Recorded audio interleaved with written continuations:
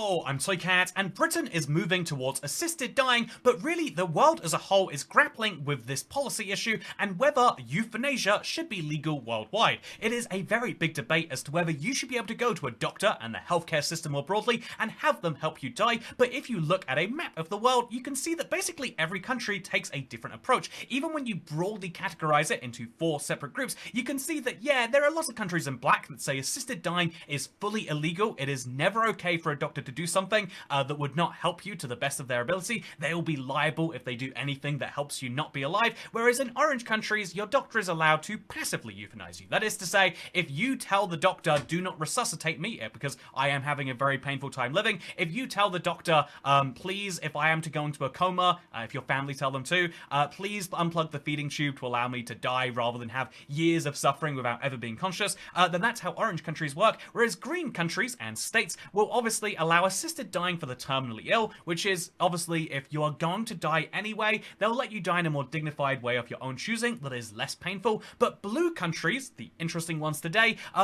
there's only one outside of Europe, it's Canada, and then Germany, Italy, Switzerland, Austria, Germany, and the Benelux countries, they will allow you to die if you are incurably suffering too. So even if you don't have an end date in sight, if being alive is eternal suffering for you, then in those countries you can actually end your own life. It is actually something which Switzerland has a mild amount of tourism for. People will go to the country specifically because of that, and it's something I decided to look a little bit into because, you know, each of these countries are in these categories, but if you look into, say, China, which is the biggest example of a country where you cannot die, if you actually look into it, it's like, well, in some cities, you are allowed to choose to die before you go into some things. There are consent forms that you can sign, and, you know, like the doctor can say, yeah, clearly you don't want to be in this much pain. It's a culture that currently, as it says right here, it is a culture that currently has a huge value on curative treatment and longevity over dignity and quality of life. And the reverse situation is true in Canada, where they are, I guess, the same situation, but even more extreme, because they already allow the highest level of assisted dying, and they're thinking of allowing even more. So in Canada, they're wrestling with the idea of euthanasia for the mentally ill, which is to say, if you have an incurable mental illness and it's going to affect you lifelong, and you would like to go through with it, they're looking into allowing that to happen. This is something which is quite controversial because the only reason that assisted dying came into being in Canada was that there was a Supreme Court ruling that said that banning assisting suicide is just depriving Canadians of their dignity and autonomy, which is a good point, right? Why, if there's one right you have on this planet, if there's one, you know, like, there's always these debates about where your rights overlap with other people's rights, your right to choose whether you are alive or not is one of the most basic things that you should be able to have. In the same way you should be able to decide if you want to breathe, you know, no one can take that right from you. You should be able to decide if you don't want to breathe anymore, and you know, that is something which the Canadian Parliament went through with. Interesting how their policy works, and every year, roughly 1,000 people seem to go through with an assisted death through the MAID program, medically assisted death, and it's accounted for about 3.3% of all deaths in Canada. 1 in 33 people dies via a hospital program like this, which sounds really extreme on the surface. A lot of people will look at that and rightfully say, like, this is very concerning. The United Nations human rights experts wrote to the federal government and said that expanding the law will actually devalue the lives of disabled people by implying a serious disability was worse than death. For every severely disabled person you let die, you're telling all the other ones, like, yeah, that is a way that they chose that. What about you? You know, when you let someone do something, you're implying to everyone else it's an option. Like, if you legalize stealing, you might say, yeah, only the people who steal right now will do it. But maybe a lot of people decide, well, I guess if they're getting away with it, it's a thing about, I don't know, like when you see people jumping the subway, you might think to yourself, why am I paying? It's a similar thing. If you see people deciding, I'm going to kill myself, you might think, ooh, is that a good idea? You know how your mother's always saying, oh, if your friend jumped off a bridge, would you too? Statistically, some number of people would, according to the United Nations. And even more interesting is the fact that, if you look into it, it is, you know, it's something which a lot of reports are saying Canadians have opted for assisted dying in part because they could not afford adequate housing and, or you know, extreme loneliness and poverty, real big problems that should be solved by themselves. As this one doctor right here puts it, I think that death shouldn't be society's solution for its only failures, for its own failures. Like, you shouldn't be able to say as society, yeah, we'll just kill the people that we mess up, because that is a very dark point. And honestly, this is the messy point in euthanasia. People who are really, in favor of it will, talk about all the fuzzy good benefits of allowing people to die, and people who are against it will say, yeah, this guy right here, just because he's got a mental illness, I assume he's not a presenter, I'm just going to assume he's mentally ill, he's healthy and he's young, he shouldn't be allowed to die. But the truth is, if you actually look into the stats, the average MAID recipient was 76. 80% of them had palliative care and 65% had cancer. These aren't people who have a whole life ahead of them. They're people who have lived a happy life and are just looking to end the suffering. Once you get to a certain age, I think it should just be like an okay thing to say, yeah, if that is the way out you want to choose, and if I think the only reason you could be fully against it is because, well, what if they're family? They might be really missed by them, but is it worth forcing an old person to suffer so that their family can have a loved grandparent, for example? It is a really, really hard one to solve, and that is one of the problems in the Chinese system. Like, well, we value longevity. We want you to be alive as long as possible, but what do you want should be the important issue, which is why if you look at what these countries have in common, they are generally, with the exception, I guess you could argue, like Italy and Austria, they're generally socially progressive countries, right? And so another interesting thing that you could say is, well, no, this isn't a social progress thing, Toycat. Don't say that it's like that, because if you look at what they actually have in common, one of the biggest comments, one of the biggest international criticisms of Canada's system is that it's run by they have a free government-run healthcare system, and so really this is them just trying to cut corners. And so interestingly, if you look at this map and you compare it to all the universal healthcare countries in the world, it's like, oh yeah, every single one of them actually is on both lists, right? And so as a result, this is why you can't have government healthcare, or this is why you should avoid government getting into in the business of killing you.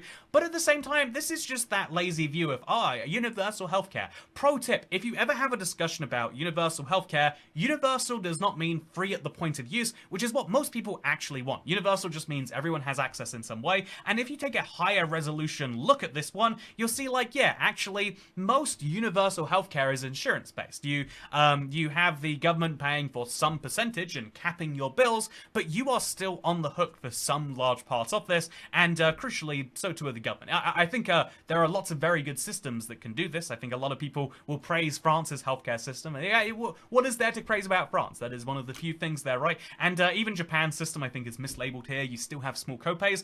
Basically, the point is to say very few healthcare systems actually do have single payer, but interestingly, off those single payer systems, you can see 3 out of the 7 in the world, and even the 7 in the world is miscounting Japan and the UAE and Cyprus. Yeah, there's some places being miscounted in here. So it's like out of the 10 countries in the world that have single payer healthcare, and that's a broad stretch, 3 of them also allow for assisted dying, and a 4th is getting pretty darn close. It's the needle is getting closer. Is it really just a cynical way to save the government money? Is that the reason why these countries move towards it? Well, I actually don't think so. I think this is, in my opinion, the one right that you should have, the one thing that every government should allow you to do is to, be allowed to die, right? I think that the orange stance here, the saying, yeah, if you want to refuse treatment, you're allowed to, I think that is the minimum that a country should do, right? Forcing someone to stay alive is so much more horrifying than forcing someone to die, right? Even if that was the case, which is not.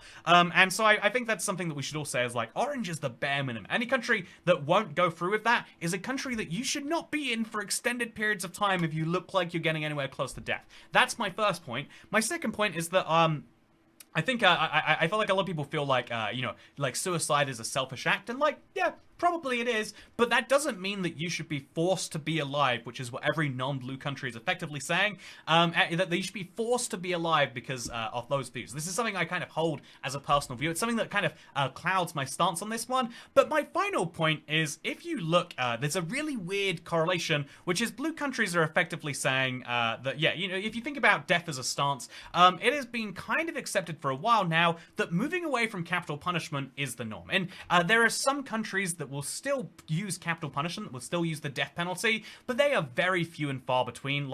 In the red countries, it's for certain offenses only, and these are the only major countries that will still kill you if you commit a bad enough crime. It is something which is really bad, right? And it's in general, if you look at the one thing they have in common for the most part, outside of the religious part of the world here, you can see it's a low to middle income country thing to be like, yeah, we will kill you if you mess up. It's also an authoritarian regime thing, you could say. But like, yeah, having the government wield the ability to kill you because they want to is something that a lot of the world, almost all of the world has agreed for the longest time is okay, and we've kind of come away from saying it's great. And so it's weird to then say, yeah, so what if we all move towards the government being allowed to kill you, but on your request? But it's a direct flip, right? We used to think the government should be able to kill you when you were a problem to everyone else, but now we're saying you should be allowed to ask the government to kill you if you're a problem to yourself. And is that, if you think about it, if at one point we thought it was okay to use this government force on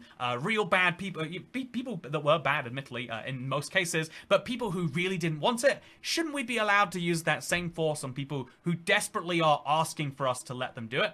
That would be my point. I also would say there's a really weird thing, which is that the weird inverse here is if you use the standard quality of life index, which is never going to be perfect, almost every country that allows for euthanasia is in the very high category of, human development or human happiness indexes. And so something very weird happens, which is so counterintuitive, but as living standards and wealth and all the material things and all the measurable ways that a human can be stated go up, the amount of people who want to die also does. And I think that's something weird about like happiness inequality. I think that one of the things that I grapple with via this channel is that people don't necessarily like absolute anything. Like absolute wealth doesn't mean as much to some people as relative wealth. The idea that like people talk about the idea of like, yeah, really, really wealthy people, that they shouldn't exist in the slightest. And it's like, well, surely it wouldn't matter how much they had if you had, but it's like, no. To some people, the fact that there are people that many degrees wealthier genuinely makes them upset. And when you live in a happy society, when you live in some of the happiest countries in the world, when you see the people that are so much happier than you, it is something that can lead to higher rates of suicide, higher rates of mental illness, and that is something absolutely bizarre that there's no real policy cure for. You can at least you can claim you want to try to have high taxes on wealthy people, but what do you do about highly happy people? Well, I guess you can ask the sad people to kill themselves. With that said, though, this is why it's such a big debate. This is why it's such a hard one. And despite my own views, I have to say, I think there are some real struggles to deal with it. Should it be that 1 in 33 deaths come from, whether indirectly or directly, the healthcare system or even the government more broadly? Is that a praise of a system or is that a downside? That's something I'll leave with you. But for now, I hope you enjoyed this video about euthanasia. And if you did, don't forget to put it out of its misery, and also consider buying a longboi. We got the channel's mascot turned into one of the most delightful things that you can buy, and you can go to the link down below and get one. It will be specifically made to order. This is the second edition because it's the second channel. That's why this is. Don't look into that. And consider getting yourself a longboi. Can be used as a pillow, can be used as something to hug, can be used as something to love, and if you have something to love, statistically you'll be less likely to die, at least according to the UN and the Canadian Human Rights Commissioners. So I'm just saying, maybe, I think it's weird, because of all the countries in the world that are, should the government care about your human rights, or is the best thing to do. In some cases, if you want something really bad, if you want to die real bad, is that a sign of government failure for them to, to allow you to do it? Or is it a sign of government failure for them to allow you not to do it? All I know is I have a longboi, so I don't want to die, regardless of what the UK does. But maybe when I'm 70, I might like the choice. So, can we make the progress somewhere between now and then? Running out of time, okay? Goodbye. It's a weird ending to a video.